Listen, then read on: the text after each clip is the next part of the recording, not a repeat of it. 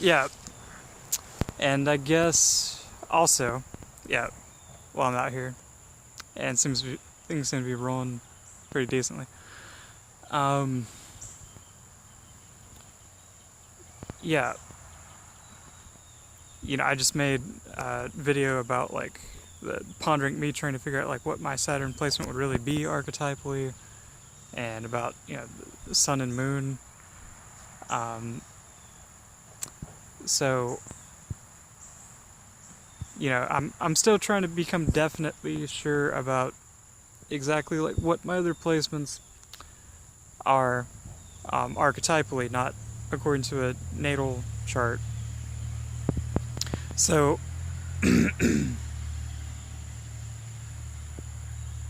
like I guess what I'm the one that I'm stuck on is Venus. Or one of the other ones I'm stuck on is Venus, because that's supposed to be like things that you enjoy, the like kind of sensual pleasure, all that stuff. Um, kind of what types of things you relate to people about. So I'm really really stuck on this because the trap I've gotten myself into is that I put so much into like working on all of this that I lose track of like the actual like fun, like what I should be doing to like relieve the like stress. So like, but what I do notice is it seems like the moments of fun, it's like there's very few things, or at least it seems like there's very few things that actually find fun, but then like there just be like things that just, when something's just like really really well thought out, or something that's just like really weird, or really like um it's clever, I guess. Like it's not something that someone just like said, or just kind of like made up, even though sometimes it can be that, but usually it takes something that's like really like been built, like for me to find it like enjoyable. um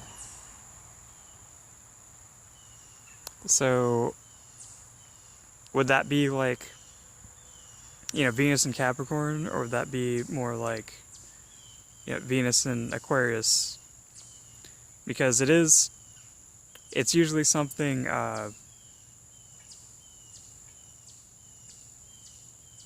more kind of weird and eccentric, and you don't usually end up liking things that like everybody else likes. And since we're in like a Capricorn like age, then it seems like if it was Venus and Capricorn, it would be that. Um, so, but then at the same time, I don't really enjoy um, like something that has status just for the sake of status. And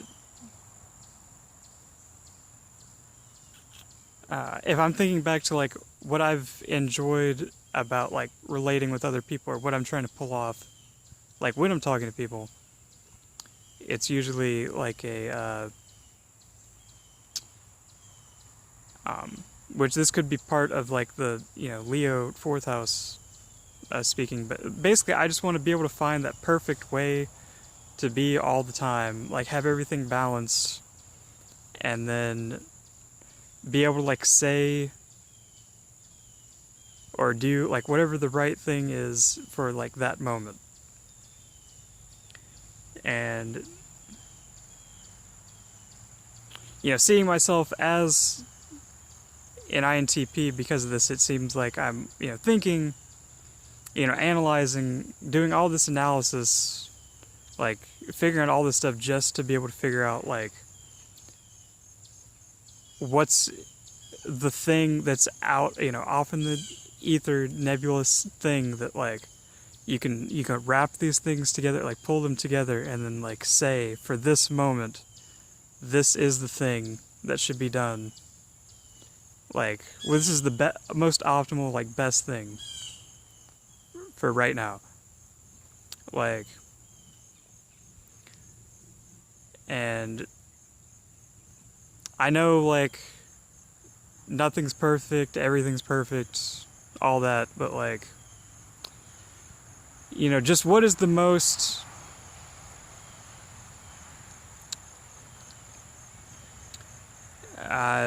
don't even want to just say impactful, but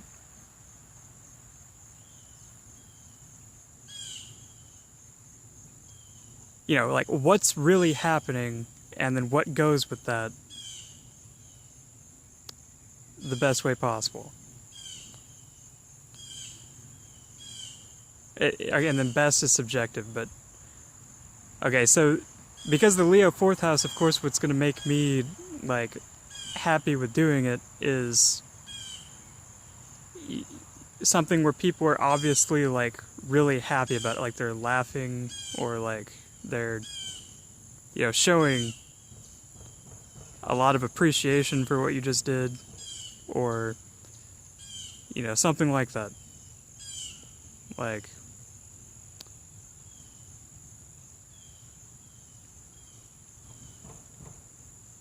like what would give people the impression of, wow, this person just did something like super like amazing, like super like this magical thing that like no one else would have been able to do.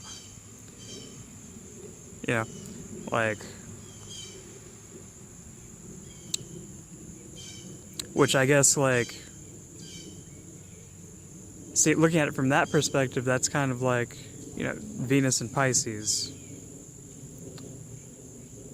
But then what I'm really trying to accomplish is being able to kind of ride that all the time and like actually be doing those things rather than imagining it, which would be more like the Venus and Aries in the 12th. But it seems like then what that's saying is the perfect thing is to not be there, like, which is like, or maybe I'm just like not looking at it right because I'm not to that point yet, or like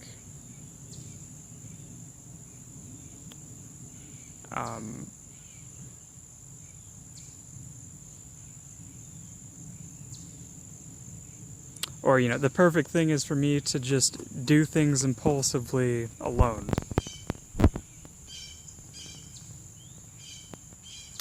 Like, but the thing is, I want to actually be able to do that around other people,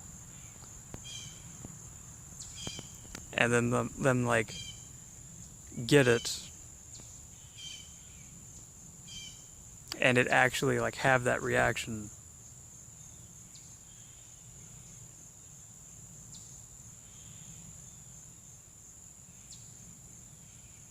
So like, an entertainer,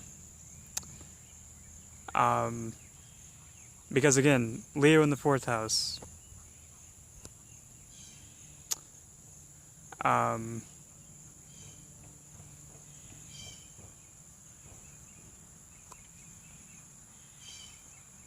but see, I'm not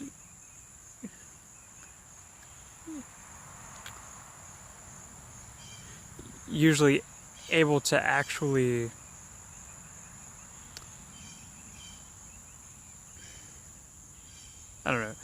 do that. I'm usually just kind of back analyzing what would be the right situation, like trying to figure it out. So then would that be Venus in Aquarius in the 10th house? Because realistically, when I'm around the other people, then it becomes me trying to figure out what to say, and then it's just me being really observant and not saying very much. But then would that be Venus in Pisces because I'm adapting to the people I'm around, and they're looking at things from like a 10th house like perspective.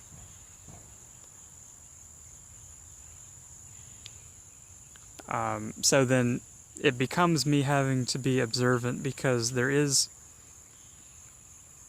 like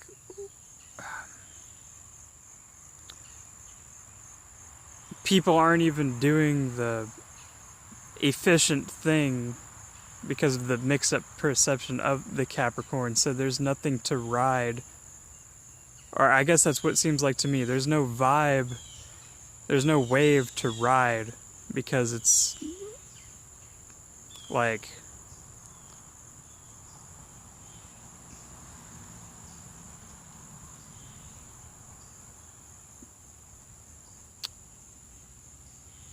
I don't know, or like the wave is just like super unpredictable to me. Like I can't get on the same wavelength. Like it's like really elusive.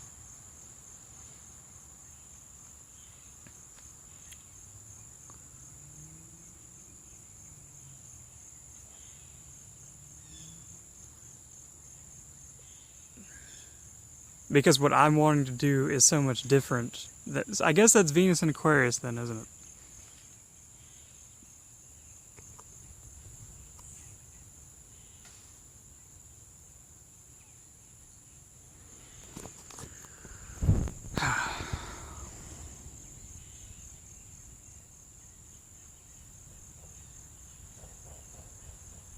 Because am I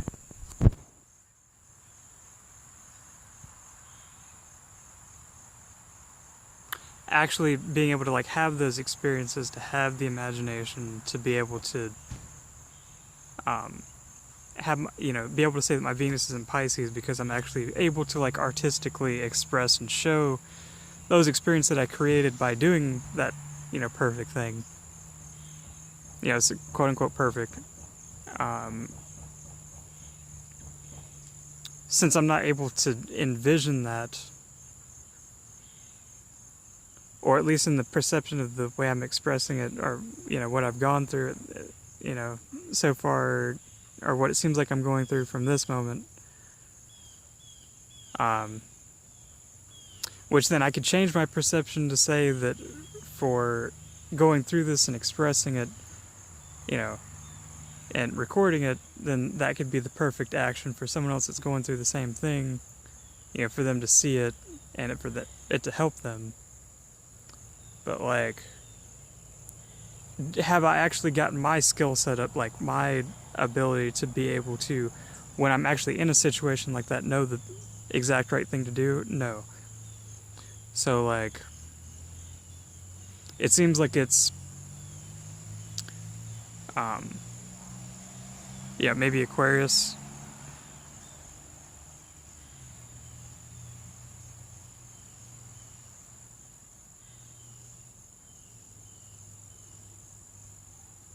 So yeah, the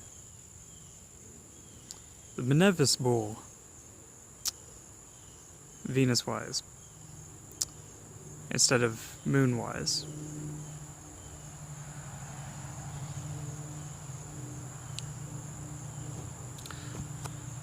And then I wonder what the implications of that are with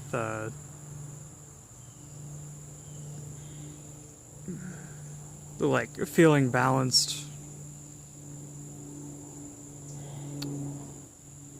Like,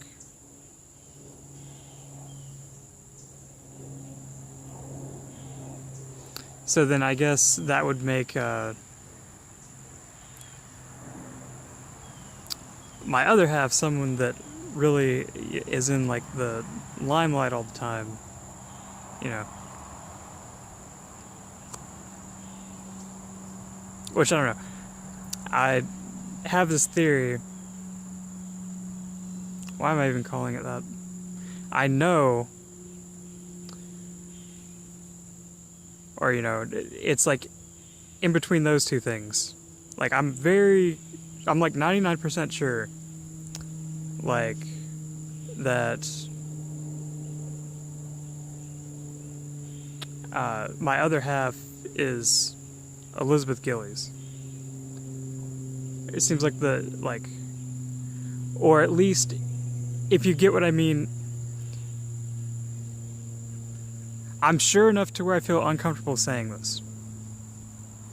But if it, per se, like if it wasn't her, then it's someone with like the same energy, like a lot like her.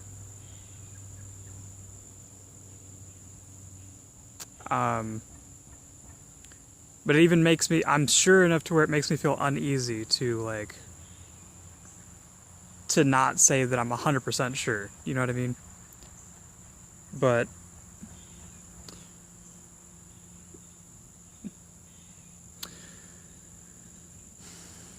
because like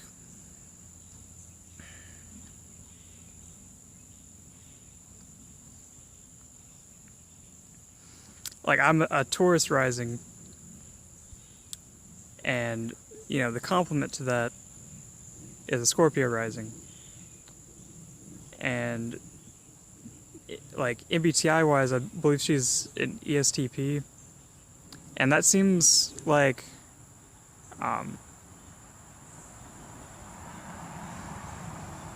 you know,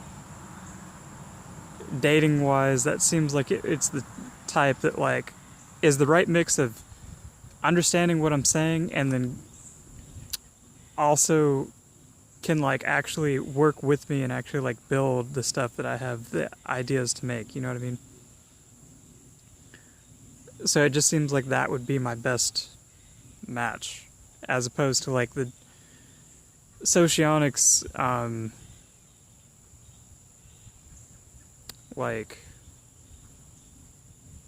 way of looking at it, of like your dual. For me personally, there's no fucking way that my dual is an ESFJ. Mm-mm. Mm-mm. Mm-mm. Like, why?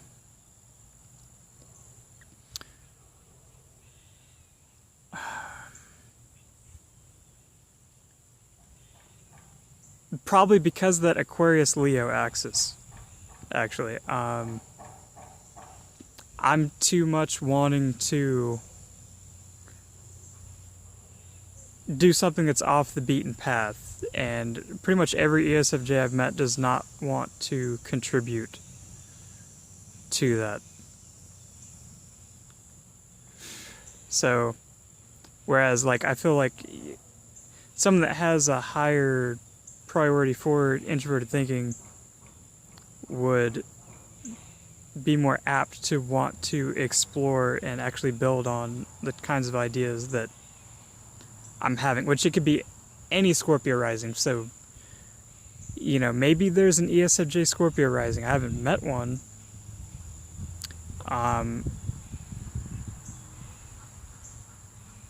And that's not what seems to come to me in my like astral projections either, and it doesn't seem to be the from my experience, you know, just how it would work out, like, because this would have to be someone that's very, not saying ESFJs can't be mechanically inclined, there's a lot that are, but it's usually more traditional. Like, I need someone that's wants to and has the energy and like knows how to build something that, you know, no one's ever seen before. Like, so you could say ENTP there, but, and again, this isn't saying like any other type couldn't do it, it's just who would be more apt to be likely to just naturally kind of flow into it and actually want to do it, you know what I mean? So like, the reason I don't think it's an ENTP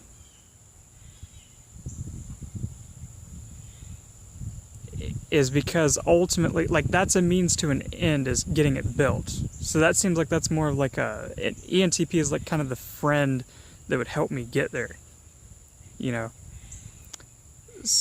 Whereas like long term, ironically,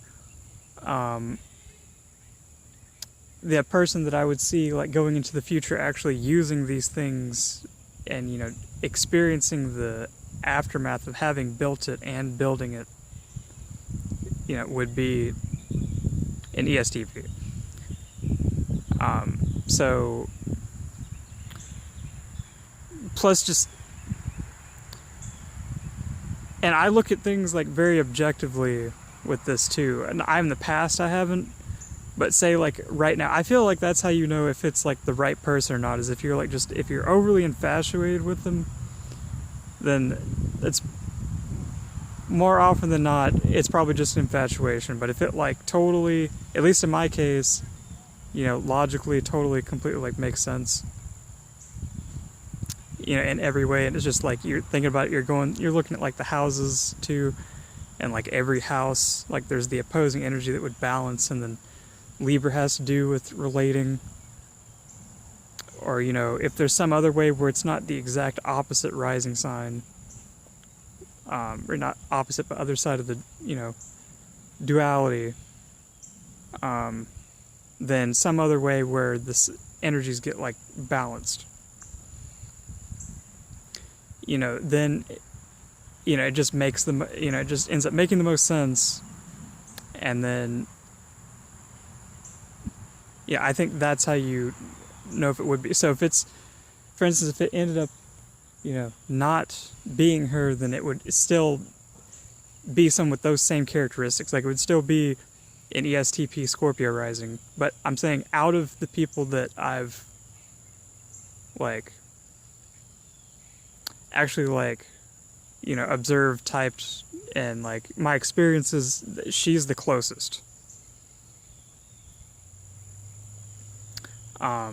So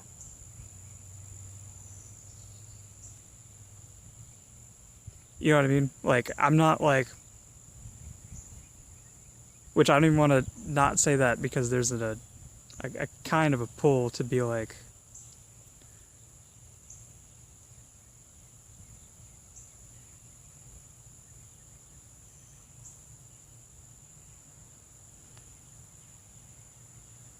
I guess what I'm basically trying to say is I'm not being like, it's not an obsession. You know what I mean? Like if I ran into her in person, I would still be like, like she did that, I said this, she said that. Okay, does that actually work? Okay, like, you know what I mean? I'd still be like balancing it, as I'm sure a Scorpio rising would appreciate me saying. I'd still be, trying to like weigh it out. Like, does this actually fit? Like, but yeah, I guess that's my Venus video. Trying to figure that out. Also, yeah, I guess I'll say this too. My friend that's an INFJ Sagittarius rising, he was teaching me how, like, women actually have the most power, they're in control. And I think that's especially true for me in my life as a Taurus rising, because, Venus is Taurus's ruler.